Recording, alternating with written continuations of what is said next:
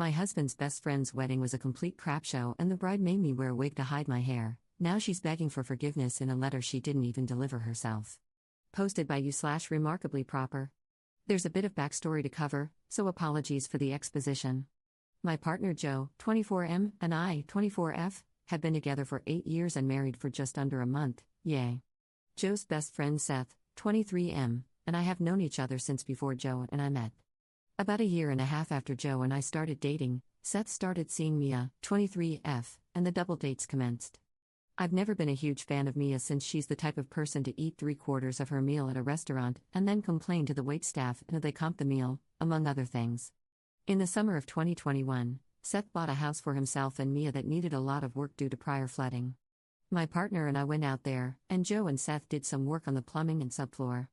A few other times, Joe went out there to help with other stuff, and by the end of 2021, Seth had the place renovated into a pretty nice house.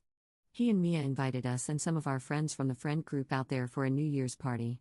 They have a pretty nice detached garage/pole barn situation, so they got it set up with beer pong and speakers and stuff, meaning people were going back and forth from the pole barn to the house. At one point, it was just Seth and me in the house mixing drinks, and he confided in me that he wasn't entirely happy in his relationship. He talked about how Mia called him names, laughed at him, yelled at him, etc., and asked what he should do. I said what my partner would have said: "We have a spare bedroom if you need it." Every time we went out to Seth and Mia's house, Seth would find a way to confide these things in me. They gradually got worse, too. She threw stuff at him, slammed doors so hard they'd break off their hinges, stuff like that.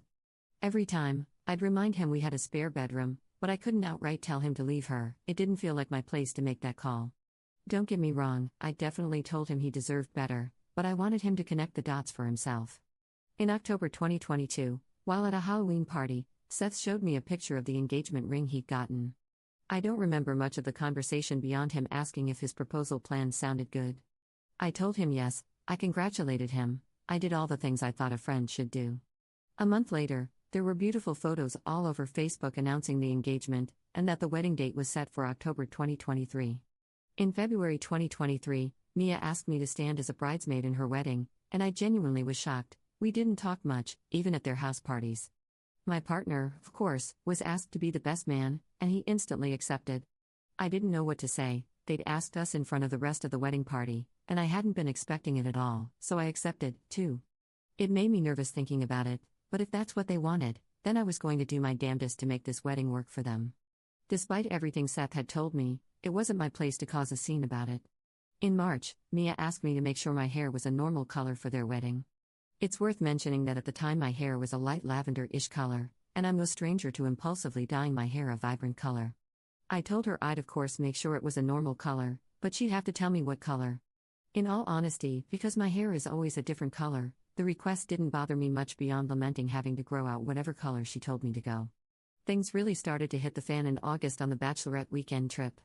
The drive up was about 2 hours, and Mia spent most of it telling us about the latest wedding drama, that her parents had decided to take all of the money they'd been setting aside for a wedding venue and use it to refurbish their pole barn.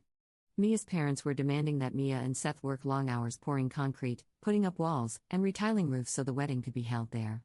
Mia talked about how her mother had been especially rude and condescending about the whole thing, calling her an ungrateful bitch when Mia talked about wanting the wedding to be somewhere else.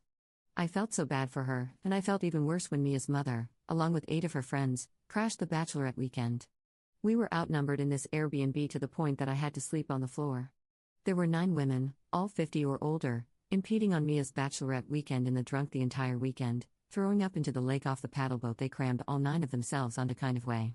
Mia had been looking forward to one of those lazy river situations where you rent a bunch of inner tubes and coast down a river and all that. The morning of, though, these women decided it should be put to a vote whether they went, no doubt because some of them were still drunk and some were hungover, and the overall consensus was to skip the tubing, that all of the bridesmaids had already paid for, and instead hang out at the Airbnb. I grabbed a few pre-rolls from my luggage, took Mia by the arm, and sat out on the front porch with her. We shot the crap about everything, not just the awful turnout of the bachelorette party, but everything else. I felt like we really connected out there, talking about our partners and their friendship and what it would be like when we had kids and they'd have an extra aunt and uncle. For a long time, I thought Seth and Mia would be the godparents to my husband and my kids. A month before the wedding, Mia called an emergency bridal party meeting at their house. Per usual, my partner and I were the first ones there. Once the rest of the bridal party got there, minus Seth's little sister, she was left out of the bachelorette party trip. 2. We talked about the schedule of the day and how the bridal party would make entrances to the venue.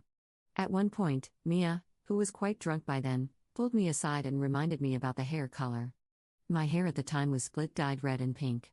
I asked her what color she wanted me to go, and she said, "Copper would look so good on you." About a week and a half before the wedding, I went out and got a brownish copper hair dye and did the job. Since I colored my hair pretty frequently, it wasn't the healthiest, and I tried my best to do hair masks and stuff to make sure it wasn't too brittle for styling on the day of the wedding. Then, a week before the wedding, my partner proposed to me. I, of course, posted pictures all over Facebook, and my hair in the pictures was copper. The Tuesday before the wedding, Mia texted me and asked if the color of my hair in those photos was how it would be for her wedding day. I said yes and reminded her that I'd asked her what color to do, and she had told me copper. She denied ever telling me that and said she would never have suggested copper since my dress was cinnamon-colored. She told me to send her a picture of myself wearing the dress so she could see if the colors clashed too badly. Before I could even send a photo of myself in the dress, she told me to just dye my hair an actual normal color. This turned into a massive back and forth of me telling her that I didn't have the money or time to go out and get my hair redone, and I was afraid if I dyed my hair again so soon, it'd break off and be even more awful. I offered to step out of frame for her pictures. I offered to have my hair up so it wasn't touching the dress. I offered to suggest to her photographer that they color correct my hair. Her mind was made up, though. She told me she'd have me wear a wig for the entire day. I told her I certainly couldn't afford a high-quality wig, and she told me she'd pay for it. The entire bridal party had gotten a text from Seth and Mia requesting all of us be at the venue, about an hour and 45-minute drive, at noon the Friday before the wedding to help do final touches before the rehearsal dinner at 5. Of the entire bridal party, my partner and I were the only ones who showed up at noon. Everyone else didn't show until 5 or later. We went up to Seth to greet him, and the first thing he said to us was, "Is it too late to call it off?" And in proper supportive friend fashion, we told him no and reminded him of our spare bedroom. I'd had a nightmare the night before of the maid of honor beating the crap out of me when she saw my hair, so when she finally showed up around 5:30 and came right up to me, I nearly pissed myself. She held out her hand and pointed to her ring finger. It dawned on me that I had, indeed, gotten engaged a few days prior, easy to forget, given all the other stuff going on, and I held out my hand so she could see the ring. She gushed about how beautiful it was, and she told me she needed to talk to me outside after the rehearsal. Fair enough. I confided in her when we stepped outside that I was terrified she wanted to beat me up, and she told me the whole story of the texts, how she had told Mia not to send them and to let her handle it, how her work friends had read all the screenshots Mia sent and thought she was taking things way too far, etc. We talked for a long time, and at the end of it, she said she'd check with Mia on where the wig situation stood. Before the end of the night, she pulled me aside again and confirmed that Mia wanted me to wear the wig the entire night, and that she wouldn't settle for an updo or anything of the sort. The maid of honor then invited me to spend the night with the rest of the bridesmaids at Mia's house, which I politely declined. I was expected at a salon about an hour from my house the next morning at 8 a.m., and I arrived at 7:45 just to be safe. The rest of the bridesmaids, along with the bride, all showed up shortly thereafter. The salon is owned by one of Mia's mom's cousins, who also happened to be at the bachelorette weekend. She was one of the idiots puking off the side of the paddle boat. She got me in a chair before I had even set my bag down, and by 8 a.m., I had the most hideous wig slapped onto my head. She didn't even style it, didn't even bobby pin it down. It took 10 minutes, max. The other bridesmaids got their hair styled in super cute curls and waterfall braids, and I sat there with an unstyled, unflattering wig on my head that wasn't even properly covering my hairline. We got our makeup done at the salon, too, by a different lady. When I sat down in the chair, she asked me if I was okay, because nobody was speaking to me. I asked her if the makeup was waterproof or anything, and she told me to just try my best not to cry. She ended up doing my makeup pretty quickly, too, and in all, I spent maybe a half hour in a salon chair. The other bridesmaids had way more time for hair and makeup, and between the way the wig looked and the fact that none of them would even look at me, I excused myself to go out to my car. I have never cried the way I did in that car. I called Joe, who was riding with the groomsmen I was going to walk down the aisle with. I tipped my head down so the tears wouldn't leave tracks in my foundation. I cried that I wanted to go home and that I couldn't keep doing this. I told him how I felt like I was back in middle school and high school being bullied, all because I did what the bride told me to do. I dyed my hair the color she told me to dye it. He reminded me that I wasn't standing in the wedding for Mia, but for Seth. I told him I couldn't even do it for Seth, because Seth knew about the situation. Joe had talked to him about it, and wasn't willing to stand up for me. Which, I'm not saying I expected him to stand up to his soon-to-be wife for another woman, but it doesn't change the fact that I couldn't handle the pressure and the bullying. Joe told me then that I should do it for him, and that after this, we'd figure it out. After the ceremony, Al, the groomsman I had walked with, caught me crying. We were all supposed to be taking photos, and I couldn't stop thinking about how these people were supposed to be the godparents to our future kids, and they couldn't even stand to have me in the photos without a wig on my head. Al went into the house and came out with one of those little pocket-sized shooters of pink Whitney for me. After dinner, I slipped out to go to the bathroom, i.e., cry a bit more and call my mom. My mom told me to take the wig off and get a ride home, and that it wasn't worth it. I told her Mia was making me keep it on the entire night. Before she could really convince me to get the hell out of there, Joe tracked me down.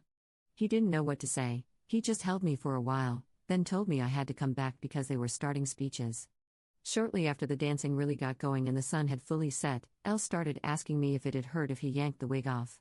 I told him they hadn't even bothered to pin the damn thing down. I told him not to, because I didn't want to face the wrath of Mia.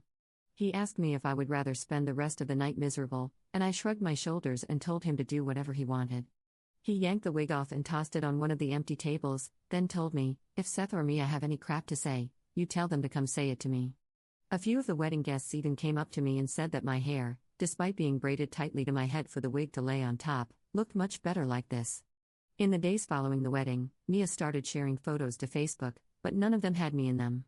I couldn't tell if I was more relieved to not have to see the obvious misery on my face, or furious that she had me put on a wig just to exclude my face from all the posts, anyway. I fell into this horrible despair.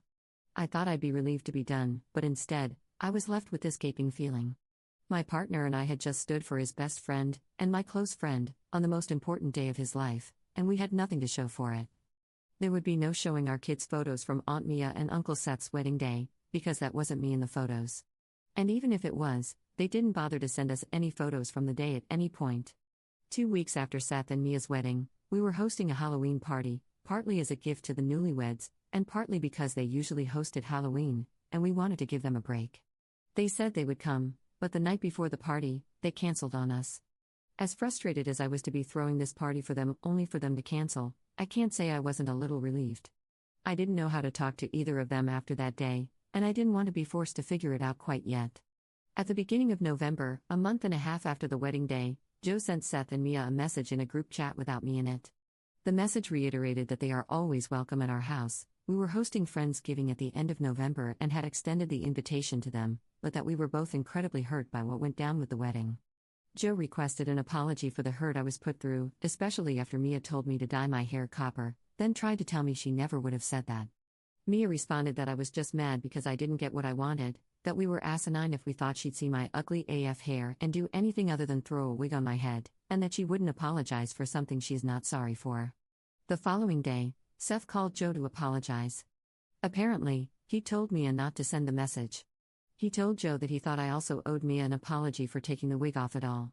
During that phone call, Seth said something along the lines of being done with the friend group, that he only wanted to hang out with Joe, over all of it. The friend group, who already didn't have the best impression of Mia even before all the crap went down, was unanimously fine with that decision. The day after Seth and Joe's call, Mia sent me a one-on-one message, novel, about how she would have dyed her hair whatever color I wanted for my wedding, because there are temporary colors and it'd fade eventually. She also accused me of not knowing her well enough to be saying what I was about her mother back during the bachelorette trip, that I was being stuck up, and so on and so forth. I typed up a similar length response, and I'm proud to say I kept it civil. I reminded her that I did dye my hair the exact color she wanted, that I just refused to do it a second time in fear of frying my hair or making it look worse. I apologized for what I'd said about her mother, but I also told her that if I didn't know her well enough to talk honestly with her about something that was deeply troubling her, I never should have been standing in the wedding in the first place. I told her that if I was stuck up, I would have taken myself home instead of still standing in the wedding party, despite everything she put me through. It took 2 days for Mia to respond, and she replied with, after processing, I feel like I owe you an apology. End of message. We expected to see them at Friendsgiving and try to smooth things over in person, but Seth texted Joe a literal hour before they were supposed to arrive and said that Mia wanted to go look at Christmas lights in a city almost 2 hours away. Joe was faced with the impossible decision, as we grew closer to planning our own wedding, of whether Seth could be his best man. Ultimately, Seth made the decision for him by blocking me on Facebook and removing me from his contacts on everything. For a long time, that was it. Seth and Mia were strangers to us. We didn't even invite them to our wedding. The reason I hash this all out now, though, is that I'm left with an impossible situation, and I need help. In March of this year, about 2 months before Joe and my wedding, Seth called Joe while Joe was at work and asked what had happened to them. Joe asked if he was joking, and when he realized Seth wasn't, he laid it all out: the wig, the non-apology, the name-calling, all of it. Apparently, Seth and Mia don't have anyone to hang out with anymore, mostly due to the way they treated me. Seth must have taken notes during this phone call or something, because a day or so later, Seth sent Joe a long apology for me. Apparently, Mia had written the apology that I needed over a year and a half ago, gave it to Seth, and Seth gave it to Joe. Joe had been looking for the right time to tell me about it. He said it sounds sort of legit, but he also admitted that it sounds like Seth had written it himself. All of this is with the intention of Seth and Joe hanging out together, which, let me be clear, I never prevented. I encouraged Joe to keep up with Seth, I just didn't want anything to do with him. The moment Mia had that wig put on my head, it's like she and Seth became strangers to me. So that's why I'm here. I haven't read the apology, and my partner said he wouldn't blame me if I never wanted to read it. Even typing this all out is reminding me of the kind of emotional turmoil they put me through over this. What's the play? Do I read the apology? It sounds like Seth and Mia want to go back to double dating and house parties like before. Is that a possibility? I genuinely don't think I could ever look at one of them in the eye again, but do I owe it to them, to my partner, to try? /relevant comments. Commenter. This is on you. They didn't make you do anything. You could have said no at any point. Life is too short to be a doormat. Ops response. Definitely agree, and hindsight is 20/20. It was the first wedding I stood in as a bridesmaid, so I was at a real and true loss as to how far I was supposed to go. Commenter 2. You've got to learn to summarize, geez Louise. You were terrified you were going to get beat up? You nearly pissed yourself when the maid of honor approached you? You were crying in the car? Girl, you could have said no to the wig and no to anything else you didn't like. You could have even gone home instead of getting hysterical. And after all that trauma, you want to start things up with them again? The first time wasn't enough? Ops response. I've been holding on to this for a few years, lol. I definitely could stand to go back in and summarize. I wanted so badly for nothing to change in the friend group that I let it all happen, and I think I'll regret that for a long time. I wouldn't ever be able to be friends with them in the same way again, but I don't know if the apology would reopen Pandora's box or shut it for good. Update 4 days later. Hey Reddit, I posted a few days ago about my husband Joe's best friend Seth's wedding. First the update, then clarification on some of the recurring comments. Update, I told my husband I'm not going to read the letter. The apology is a year and a half late, and as far as I'm concerned, it's a load of BS intended to get back to being friends with him. If they truly cared about me in this situation, they never would have called me crazy. They would have apologized the minute I expressed how hurt I was. They wouldn't have done what they did in the first place.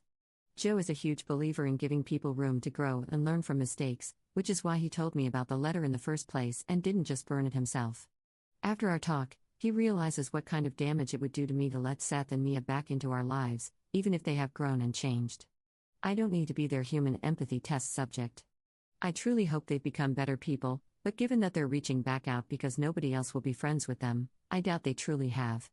As for the comments, I had a lot of people asserting that the outcome of this is entirely my fault and that I let myself be walked all over, so I deserved everything that came to me.